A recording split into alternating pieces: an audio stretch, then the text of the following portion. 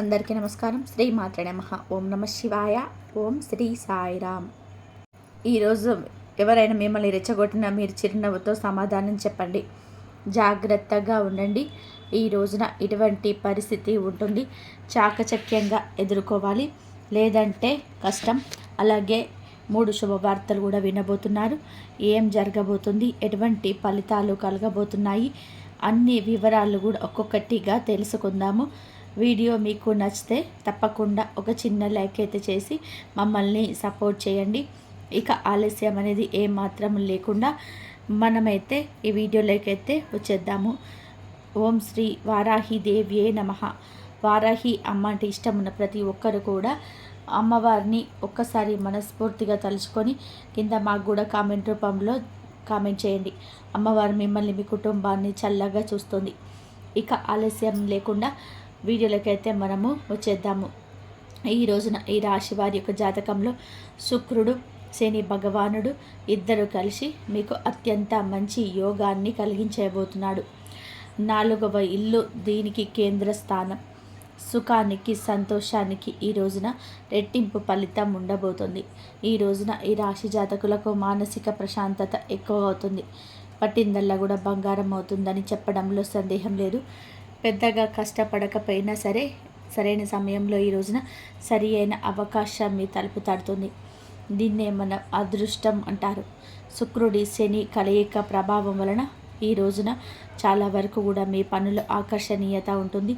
మీ మాటల్లో, నడవడిక, ప్రవర్తనలో తెలియని ఉందాతనం ఉట్టిపడుతుంది.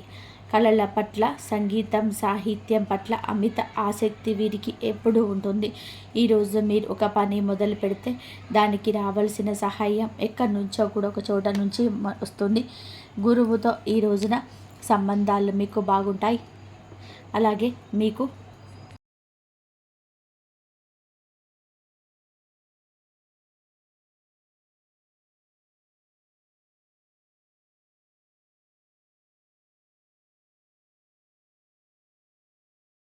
గురుగ్రహం ఆశీస్సులు రక్షణ కవచంలా ఉంటాయి. ఉన్నత విద్య కోసం విదేశాలకు వెళ్ళాలనుకునే మీ కోరిక ఈ రోజున సమస్యల తొలగింపు సులభంగా జరిగిపోతుంది. ఈ రాశి వారికి దైవభక్తి ఎక్కువగా ఉంటుంది. అది ఎప్పుడు మిమ్మల్ని సరైన మార్గంలోనే నడిపిస్తుంది. క్లుప్తంగా చెప్పాలంటే ఈ రోజున శుక్ర శని గ్రహాల యోగం అనేది మీకు అదృష్టం, సంపద, సంతోషం అనేది పరిమళాలు. మీకు అదృష్టం, సంపద, అవకాశాలు అన్నీ కూడా ఎన్నో రకాల యోగాలు కలిగజేస్తాయి. రాశి వారికి అత్యంత కష్టాలు, సవాళ్ళు ఉన్న ఈ యొక్క గ్రహం ఈ రోజున అనుకూలత కలుగజేస్తుంది.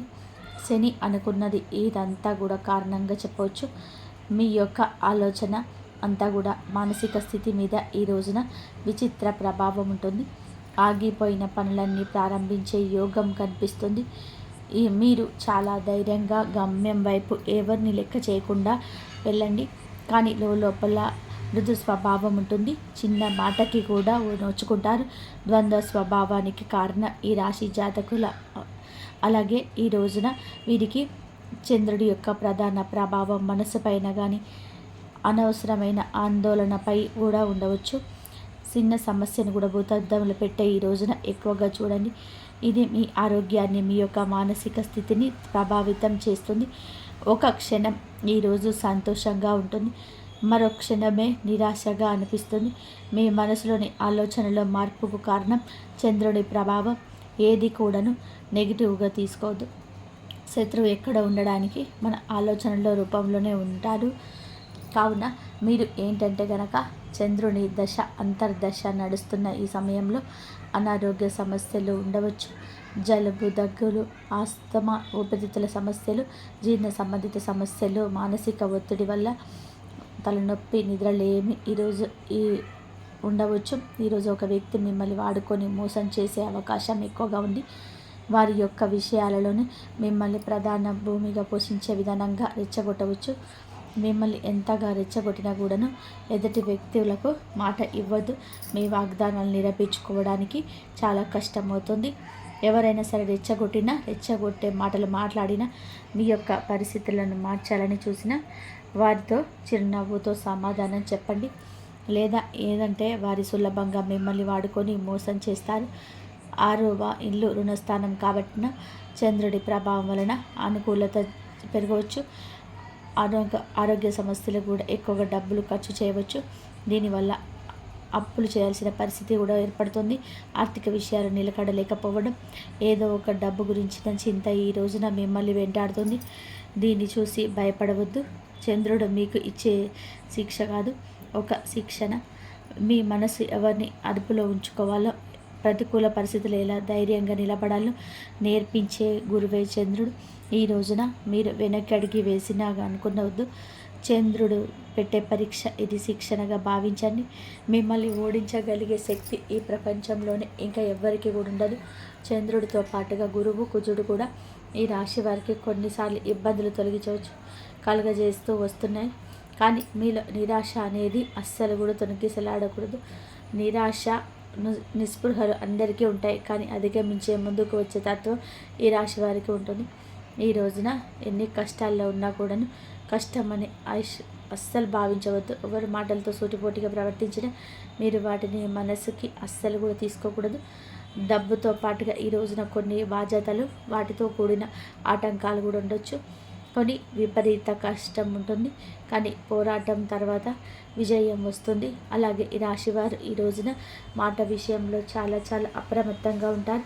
మీ ఆలోచనల వేగాన్ని తగ్గించండి. మీరు పరిపరి విధాలుగా ఆలోచించిన జరిగేది జరుగుతుంది.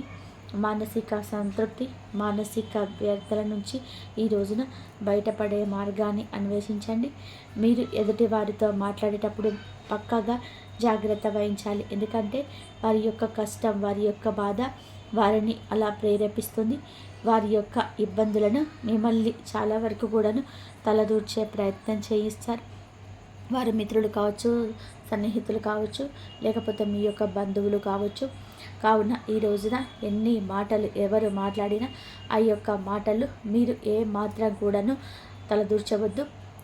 చర్చాగోష్ఠుల్లో పాల్గొనవద్దు. ఒంటరిగా మీకు మీరు ఆలోచించుకోండి. ఈ రోజున ప్రత్యామ్నాయాలను ఆలోచించండి. జరిగే వాటి గురించి ఆలోచిస్తూ మదన పడుతూ చింతించవద్దు. ఆలోచనల వేగాన్ని కాస్త తగ్గించండి. ఈ రోజున ఈ రాశి జాతకులు ఏమిటి అంటే గనక సహనం, ఓర్పు ఎక్కువగా కలిగి ఉండాలి. మీ ప్రయాణం కొంచెం లోతుగా సాగిపోతుంది.